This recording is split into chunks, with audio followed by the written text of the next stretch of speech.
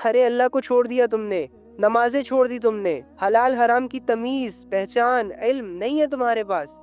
تم کیسے خود کو کامیاب کہہ سکتے ہو؟ میں کیسے خود کو کامیاب سمجھ سکتا ہوں؟ اولئک الذین لہم سوء العذاب وہم فی الآخرۃ ھم الخاسرون، یہی وہ لوگ ہیں جن کے لیے برا عذاب ہے، سب سے زیادہ نقصان اٹھانے والے۔ اب مجھے ایک بات بتاؤ، جس بندے کی اسٹرینتھ اتنی ویک ہو کہ وہ دنیا کے چھوٹے سے مسئلے کے آگے ڈپریشن میں چلا جاتا ہے، پینک ہو جاتا ہے، یہ بندہ جب نافرمانی کر کے عیش و عشرت میں اپنی زندگی گزار کے اس دنیا سے جائے گا اور اللہ نہ کرے اگر آخرت کے مسئلوں میں گرفتار ہو گیا، کیسے برداشت کرے گا؟ دنیا کا ڈپریشن، دنیا کا انزائٹک لیول، دنیا کے پینک اٹیکس، یہ تو بہت معمولی چیز ہے۔ جس بندے سے اپنی زندگی میں چھوٹا سا غم نہیں اٹھایا جاتا، وہ بندہ اللہ کی نافرمانیاں کر کے اور اپنی آخرت کو برباد کر کے آخرت کے غم کیسے اٹھائے گا؟ تو میرے بھائیوں اور میری بہنوں، میں بار بار آپ سے یہ کہتا ہوں، لوگ صرف آپ کو سمجھا سکتے ہیں، زندگی کے فیصلے آپ نے اپنے لیے خود کرنے ہیں۔ اور زندگی کے فیصلوں میں اگر آپ نے بہت بڑے بڑے فیصلے کر لیے لیکن یہ فیصلہ نہ کیا کہ یار مجھے اپنی زندگی اب اللہ رب العزت کے ساتھ گزارنی ہے، رسول اللہ صلی اللہ علیہ وآلہ وسلم کے طریقوں کے مطابق گزارنی ہے، تو واللہ ہی آپ کامیاب ہو کر بھی ناکام ہیں، عزت میں ہوتے ہوئے ذلیل ہے، دولت کے ہوتے ہوئے فقیر ہے، اور لوگوں کے ہوتے ہوئے آپ تنہا ہیں۔ جبکہ دوسری جانب اگر ابھی میرے کسی بھائی نے یا بہن نے یہ ارادہ کر لیا، یہ فیصلہ کر لیا کہ جو ہوا سو ہوا، آئندہ کے بعد کی جو زندگی ہے میرے پاس، وہ انشاءاللہ قرآن کے مطابق اللہ کے فیصلوں کو سامنے رکھ کر گزرے گی، اور اپنی زندگی کو چینج کر لیا، گناہوں سے منہ موڑ لیا، بے حیائیوں کو بند کر دیا، اپنے دل کو صاف کر لیا اور اللہ کے ساتھ اپنا تعلق ٹھیک کر لیا، توبہ سے اس کی شروعات کی، عبادتوں کے ذریعے سے اس کو کنٹینیو کیا، تو ابھی سے ہی آپ کی زندگی بدلنے والی ہے۔ جب ایک انسان بن دیکھے اپنے رب سے جڑنے کا ارادہ کرتا ہے، پھر توبہ کرتا ہے، تو اللہ رب العزت کی رحمت اس انسان کو گھیر لیتی ہے۔ تو مجھے بتاؤ، جب اللہ جیسی بابرکت ذات ایک انسان کے ساتھ ہو جائے، اس انسان کو کوئی گرا سکتا ہے؟ اگر ایک انسان نے گناہوں سے منہ موڑ کر اللہ کو راضی کر لیا، اس انسان کو کوئی ہرا سکتا ہے؟ اللہ کا تعلق بہت ضروری ہے بھائی، آپ مانو یا نہ مانو، آپ کا دل چاہے یا نہ چاہے، آپ دنیا کی ساری فلسفیوں کو رٹ لیں، ساری ریسرچ کر لیں، ایٹ دی اینڈ اسی نتیجے پہ پہنچو گے کہ کامیابی کے لیے تمہیں اللہ کی ضرورت ہے، خوش رہنے کے لیے تمہیں اللہ کی ضرورت ہے، راحت اور سکون کو دل اور دماغ میں بھرنے کے لیے تمہیں اللہ کی ضرورت ہے، گمنامی میں نام پیدا کرنے کے لیے تمہیں اللہ کی ضرورت، رشتوں سے سکون حاصل کرنے کے لیے تمہیں اللہ کی ضرورت، اور آخرت کی کامیابیوں کو حاصل کرنے کے لیے بھی اللہ کی ضرورت۔ تو اللہ کہہ رہے میں تو وہ رب ہوں جو تمہیں اندھیروں سے نکالتا ہے، میرا کیا بگڑے گا؟ اگر تم اندھیروں میں چلے گئے، خود ہی پریشان ہو گئے، تو ان اندھیروں سے نکالتا ہے، روشنیوں میں ڈالتا ہے، زندگی کی روشنی۔ روشنی کا مطلب یہ نہیں ہوتا کہ جیسے ہی آپ اللہ کی طرف آئیں گے تو آپ کے سارے مسئلے حل ہو جائیں گے، ساری ٹینشنیں ود ان سیکنڈز ختم ہو جائیں گی، نو وے۔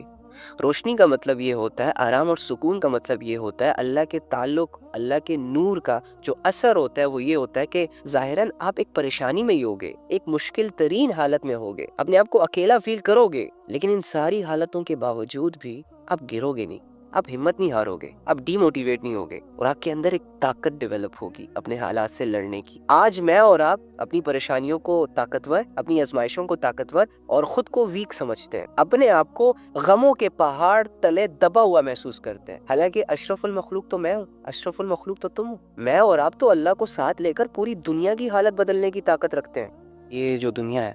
جو آپ کو نظر آ رہی ہے، یہ ساری آپ کی ہے، لیکن تم آخرت کے لیے پیدا کیے گئے ہو۔ یہاں آپ کی کامیابیاں آپ کو خوش کریں گی، مزہ آئے گا آپ کو یہاں کی دولت کماتے ہوئے، جتنے بڑے لوگوں کے ساتھ آپ کی یاریاں، دوستیاں، رشتہ داریاں بنیں گی، ایک پراؤڈ، ایک گھمنڈ سا فیل ہونے لگے گا آپ کو، آپ خود کو پہلے سے زیادہ مضبوط محسوس کرو گے۔ یہاں کی دولت جب ہاتھ آئے گی تو آپ کی خواہشیں بڑھ جائیں گی۔ پہلے جہاں آپ 2 روٹی پہ گزارا کرتے تھے، تو اب آپ کی یہ خواہش ہوگی کہ وی آئی پی سا کھانا کھانا چاہیے، وہ بھی وی آئی پی سی جگہ میں جا کے۔ یہاں اس دنیا میں اگر آپ کو ایک اچھی شکل ملی ہے، ایک اچھا باڈی شیپ ملا ہوا ہے،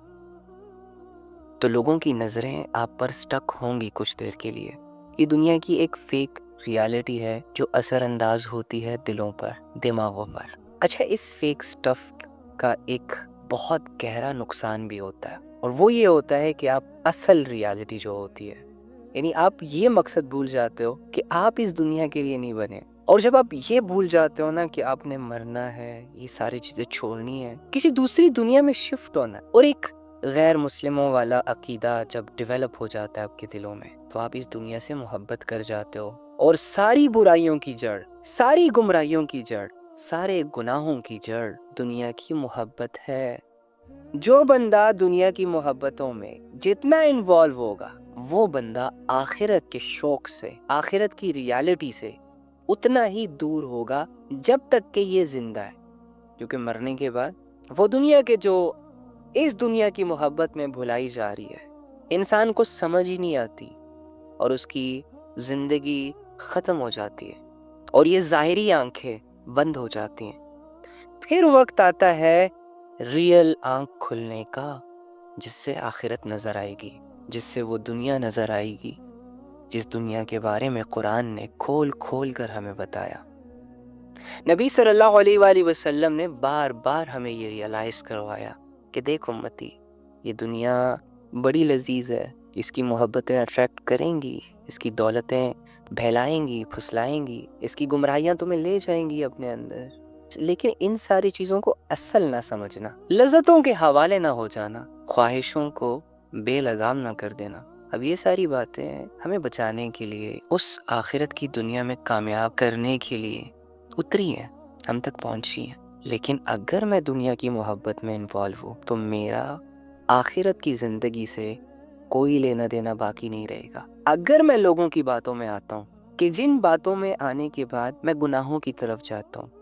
لذتیں اویل کرتا ہوں، تو پھر مجھے رسول اللہ صلی اللہ علیہ وآلہ وسلم کی باتیں بورنگ سی لگیں گی۔ جب ایک نوجوان سے اللہ رب العزت صرف اس کی جوانی کا سوال کرے گا نا کہ میرے بندے تمہیں میں نے جوانی دی تھی، کیا کرتے رہے جوانیوں میں، نہ جانے اس جوان کے دل پر کیا گزرے گی جس نے اپنی جوانیوں کو صرف لڑکیوں کے پیچھے گزار دی، ضائع کر دی۔ نہ جانے وہ نوجوان اپنے اللہ سے کیسے ایکسپریس کرے گا کہ جس جوان کی پوری جوانی گزر گئی ہو لیکن پوری جوانی میں اس نے اللہ کے لیے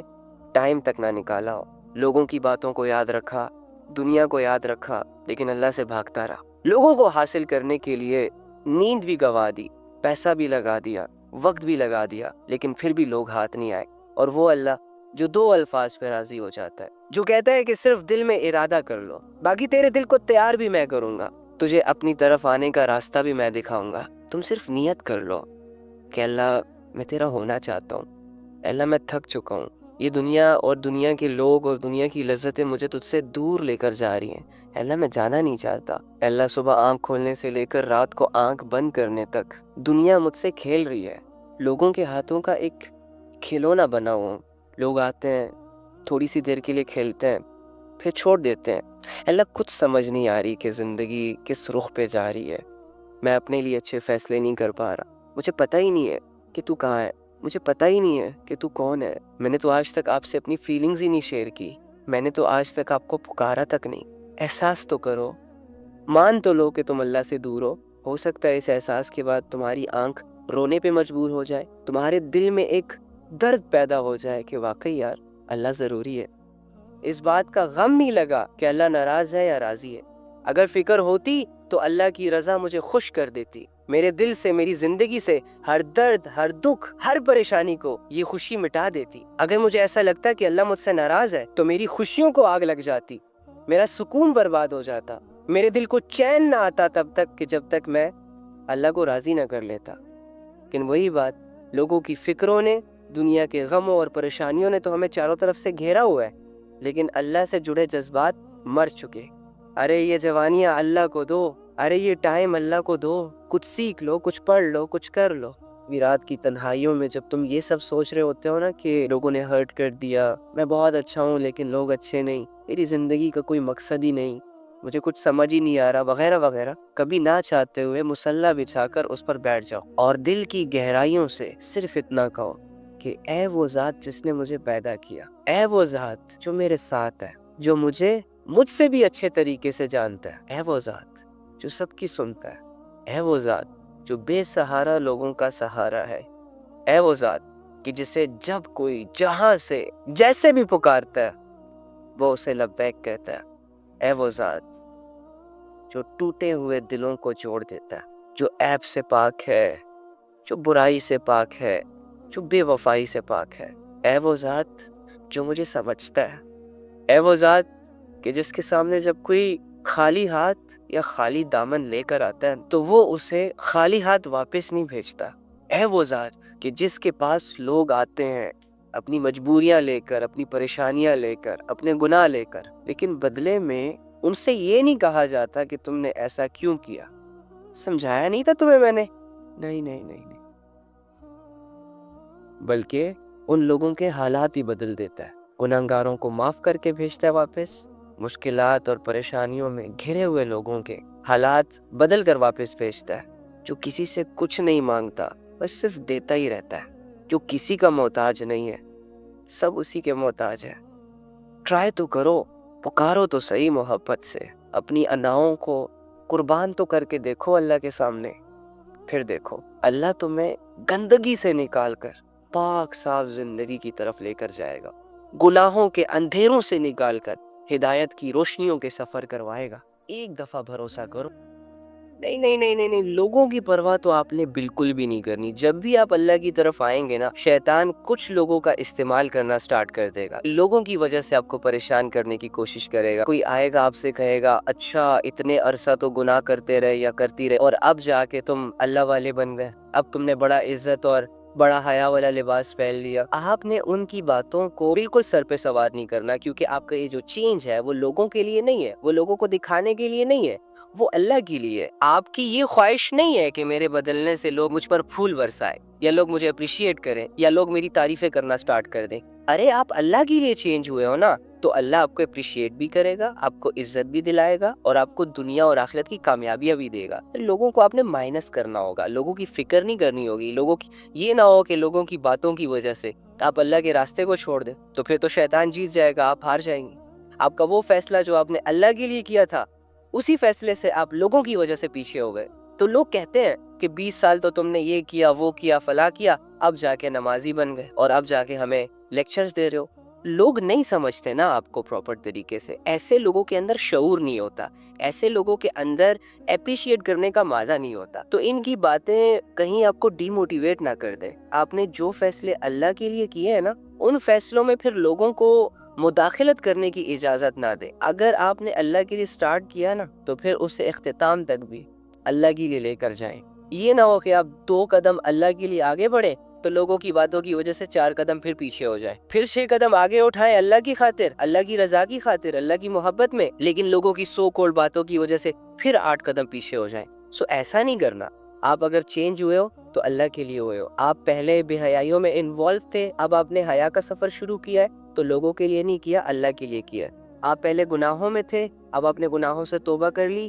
نیک ہو گئے، تو آپ اللہ کے لیے نیک ہوئے ہو، لوگوں کے لیے نیک نہیں ہوئے ہو۔ اگر پہلے آپ لوگوں کو برائی کی دعوت دیتے تھے اور آپ اچھائی کی دعوت دے رہے ہو تو اللہ کے لیے دے رہے ہو، اس بات کے لیے نہیں دے رہے کہ میری اس دعوت سے لوگ میری تعریفیں کرنا سٹارٹ کر دیں۔ کی تو کی، نہ کی تو نہ کی۔ رب کے لیے جو فیصلے کیے جائیں، لوگوں کی وجہ سے ان فیصلوں سے ہٹا نہ جائے، کیونکہ لوگ آپ کو سمجھنے میں غلطی کر دیتے ہیں، لیکن اللہ آپ کو آپ سے بہتر طریقے سے جانتا ہے۔ سو آپ کی زندگی اللہ کو سامنے رکھ کر گزرنی چاہیے۔ لوگوں کے بدلتے مزاج، بدلتے بیہیویئرز سے آپ کو کوئی لینا دینا نہیں ہونا چاہیے۔